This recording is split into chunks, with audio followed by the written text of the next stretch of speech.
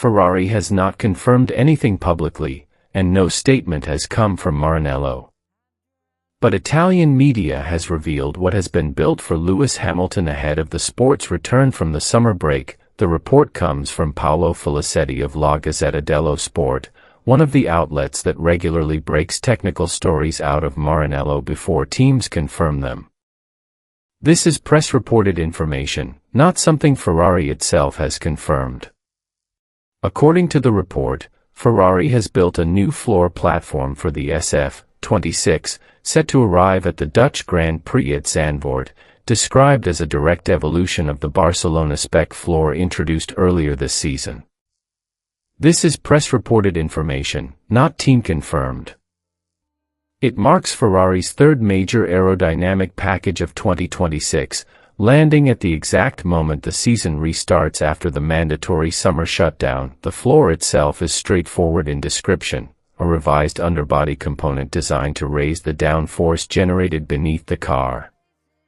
The purpose behind it is not a straight-line statistic, and it is not about a single flashy number on a data sheet. It is about grip through corners and consistency across the technical sections of a lap, where small margins accumulate over a full race distance. This is being described as Ferrari's third major aero package of the season, following updates introduced at Miami earlier in the year and at Barcelona more recently. It is not a one-off reaction produced under pressure after a bad result. It fits a pattern that has defined Ferrari's approach to this season. Teams do not typically announce upgrades before they physically arrive at the circuit, so secrecy around a new floor is not unusual on its own. Every team on the grid operates this way to protect development gains from rivals. What stands out in this case is the pace behind it. Ferrari's development through 2026 has followed a near-weekly rhythm of small, targeted changes rather than the older approach many teams still use, which is saving everything for 2 or 3 marquee upgrade weekends spread across a season. That shift in approach is one of the more significant stories of Ferrari's year. The numbers, as they currently stand, are direct. Hamilton sits second in the championship with 169 points, 50 points behind championship leader Kimi Antonelli, who has 219 points. Charles Leclerc sits fourth with 138 points, 31 points behind Hamilton. In the Constructors' Championship, Mercedes leads with 379 points, with Ferrari second, roughly 70-plus points behind. Mercedes has won 8 of the first 11 races run so far this season. On paper, this is a serious gap with a portion of the calendar still remaining to be run. The 2026 season runs to a full schedule beyond the 11 rounds completed so far, and the remaining round count should be read against that full calendar rather than assumed to match any single source's phrasing without confirmation. What the numbers do make clear is that any upgrade arriving now needs to convert into race day pace quickly, because the number of opportunities left to close a 50-point gap is not unlimited. One detail is easy to skip past. The Zandvoort floor is a direct evolution of the exact floor package introduced at Barcelona, the same race weekend on which Hamilton won his first Grand Prix for Ferrari. At Barcelona, the upgrade brought together 4 components at once: a new floor, a revised rear diffuser, updated side pods, and a new front wing. All 4 arrived together, and the result was a race win. The Zandvoort floor, by extension, is Ferrari sharpening a tool that has already beaten Mercedes once this season. Rather than introducing something unproven under race week pressure, Zandvoort is a short, old-school circuit built through coastal sand dunes on the Dutch coastline, defined most notably by the banked Tarzan corner and a compact lap layout that rewards sustained cornering grip over raw straight-line speed. It is widely regarded as a downforce-heavy track, one where a car's ability to hold speed through long, connected corners matters more than outright top speed on the straights. Ferrari is bringing a downforce-focused upgrade to a downforce-focused circuit, and the timing of the two lining up is a fact worth stating on its own, without needing further interpretation layered on top of it. Ferrari's results trended upward across the second half of the season's first stretch of races, with Barcelona standing as the clearest turning point within that run of results.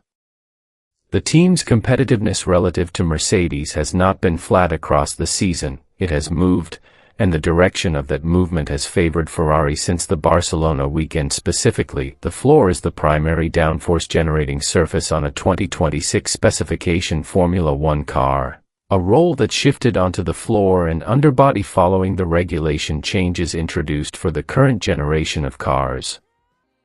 Airflow shaped beneath the car pulls it toward the track surface through a combination of Venturi tunnels and carefully managed pressure differentials, increasing mechanical grip without adding the drag penalty that a larger wing element would introduce at high speed.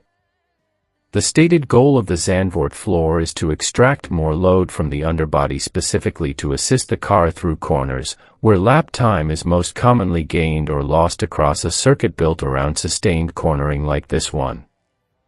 A more predictable rear end allows a driver to commit to a corner earlier in the braking and turn-in phase, carrying more speed through the apex without the car stepping out unpredictably. This floor was not part of Ferrari's original development and build plan for the year. It was added to the schedule later, after engineers compared performance data collected from two contrasting circuits run back-to-back, the Red Bull Ring in Austria and Silverstone in Britain. Austria is short and defined by significant elevation changes across a compact lap. Silverstone is fast and aerodynamically demanding, built around long, high-speed corners that punish any weakness in a car's aerodynamic platform. The two circuits place very different demands on a car in terms of speed, layout, and load, yet data gathered from both weekends flagged the same underlying floor weakness in the SF26. That overlap between two very different tracks is what triggered the decision to build a new floor outside the team's original development timeline for the season. Significant time pressure followed almost immediately after that data comparison was made. Formula One's mandated summer shutdown period began shortly after, meaning Ferrari had to finalize the design, complete manufacturing, and sign off on the new floor before the factory closed its doors for the mandatory 2-week break. A floor project accelerated into a factory shutdown deadline is not standard operating procedure for a team of Ferrari's size and resources. That timeline detail stands on its own as a fact worth noting, without extending into speculation about what it might signal internally about the team's broader development process. This is the final Dutch Grand Prix to be held at Zandvoort under the current hosting agreement. Race organizers secured only a 1-year extension covering the 2026 event, and the race drops off the calendar entirely for 2027. It is also Max Verstappen's final home race at the circuit under the current arrangement, and he has revealed a special Delftware-inspired helmet design specifically for the weekend, referencing the traditional Dutch blue and white pottery style. Ferrari's upgrade roadmap for the second half of the season runs across 3 consecutive race weekends. Step 1 is Zandvoort, the aerodynamic floor upgrade, arriving that weekend. Step 2 is Monza, the second ADUO engine development token, centered on a redesigned turbocharger, a revised vane count and vane angle, a larger impeller, while the smaller turbo housing is retained. ADUO tokens are development allowances granted by the FIA to a power unit manufacturer whose engine is measured meaningfully behind the field benchmark. Ferrari's internal combustion engine was assessed at more than 4 down against the Red Bull Ford benchmark, above the 2 threshold required to qualify, which earned the team 2 tokens. The first was used earlier in the season at Austria. The second is being held back for Monza, Ferrari's home race, to be introduced in front of the Tifosi. The combined performance target across both tokens is roughly 30 horsepower, ADUO 1, used at Austria, contributing approximately 7 to 8 horsepower, with ADUO 2 delivering the larger remainder at Monza. Separately, the Monza-specific lap time gain from the turbocharger change is estimated at approximately 0.2 seconds per lap. This connects to complaints Hamilton has made repeatedly over race radio and in media sessions about losing lap time to rivals on the straights. Step 3 is Austin, the United States Grand Prix, targeting traction out of corners and rear-end